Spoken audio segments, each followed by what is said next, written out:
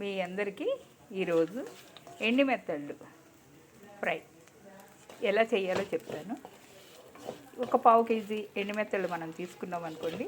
ఒక పావు కేజీ ఉల్లిపాయలు, ఒక పావు కేజీ ఎల్లుల్లిపాయలు, గుప్పిడి కరివేపాకు తీసుకోవాలి. అవి ఈ ఎండు మెత్తళ్ళు శుభ్రం చేసి పక్కన పెట్టేసుకోవాలండి. ఉల్లిపాయలు, పచ్చిమిర్చి, ఎల్లుల్లిపాయలు, కరివేపాకు నూనెలో దోరగా అంటే బ్రౌన్ కలర్ వచ్చేదాకా ఏపి పెట్టుకోవాలి. పెట్టుకున్న తర్వాత ఎండుమిర్చలు వేసేసి ఉప్పు, కారం, పసుపు వేసేయండి.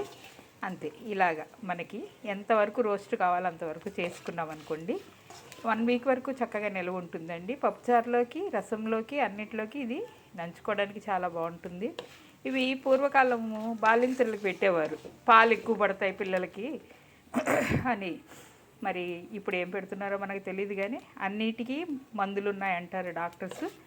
ఈ బాలింతరాలకి పెట్టిందే మనకి అలవాటు అవుతూ ఉంటుంది. కాబట్టి ఎప్పుడైనా మెత్తలు దొరికినప్పుడు ఇలా చేసి పెట్టుకుంటే చాలా బాగుంటుంది. ఈ వీడియో కాక మీకు నచ్చితే please subscribe friends, please comment, share, like. Thank you so much one and all.